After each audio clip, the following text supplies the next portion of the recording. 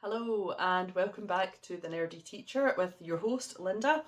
It's nice to be back after a bit of a long break over Christmas and the festive period. It gets a bit crazy in schools at that time, I know that you all know that. Back today with a colleague request.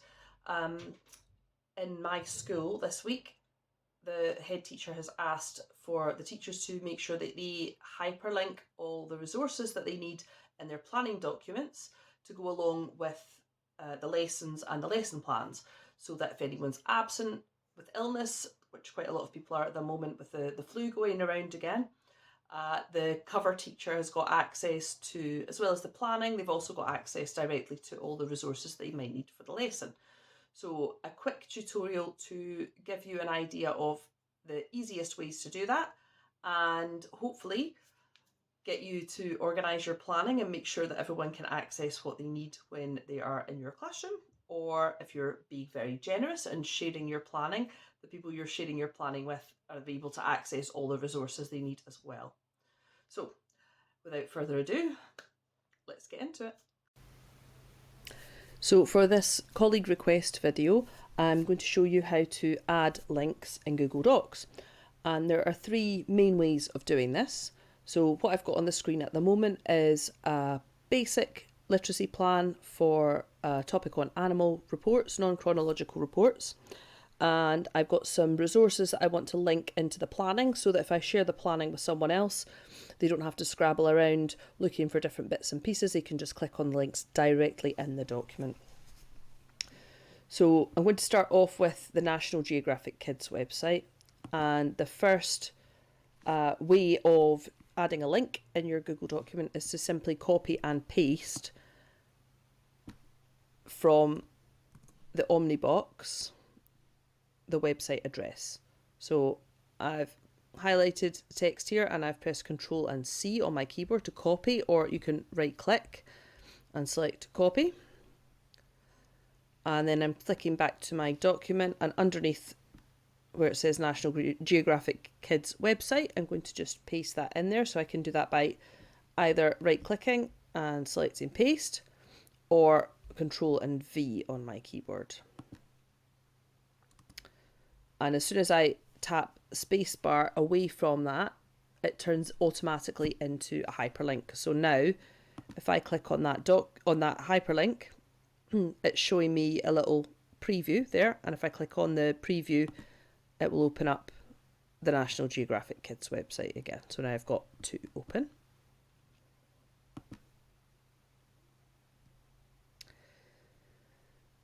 The problem with this is perhaps it looks a little untidy. So another solution that we could have is to actually highlight the text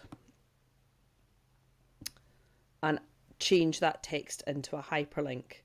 So now that I've highlighted the text, I can go up to the toolbar and there is an icon that looks like a chain that says insert link. So if I click on that, it opens up and asks me what is it you want to link, and the docs automatically finding things that I've already pasted and already used.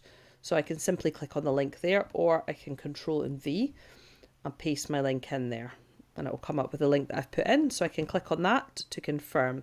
So now that's turned blue to show that this is a hyperlink as well. So I can either click there to go directly to the website, or I can click through the link, or alternatively I could copy and paste that into a browser window. So we can paste the hyperlink directly in, or we can select some text and link the word or phrase. Another nifty thing that is happening now with Google Docs is the addition of smart chips. So using other Google products, for example, linking to another doc or to some Google Slides or to a YouTube video, this will allow you to insert a smart chip, which makes it even more neat and tidy when you're adding a link in a document. So I'm going to pop over to YouTube now, and I've pre-searched some animal documentaries. So I'm just going to choose one of those. Anyone will do. Let's go for animals with Elmo at the zoo. And I'm going to the Omnibox again. I'm going to copy the link by right clicking and clicking copy, or by Control and C on the keyboard. And if I go back over into my planning document, so here in the starter I've put watch the short animal documentary. So I'm going to paste that link in here. And you'll notice that Google Docs has generated this little pop-up that says press tab to replace with Smartchip. So if I press tab on my keyboard, it's turned that link automatically into a Smartchip. So now when I hover over it, it's giving me the same thing, the same link. I can click on it and open the link, and it takes me directly in to watch the video that I want to watch.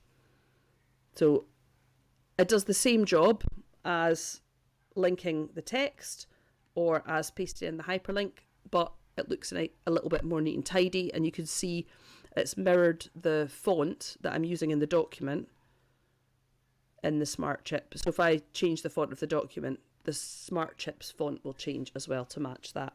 So it just looks a little bit more neat and tidy. This is really useful if you're sharing planning on Drive with other teachers and they need to be able to access the resources. You can use the document almost as like a link tree to connect to all the things that you need. So as well as linking to a website and a YouTube video, I could also link to this document that I've prepared.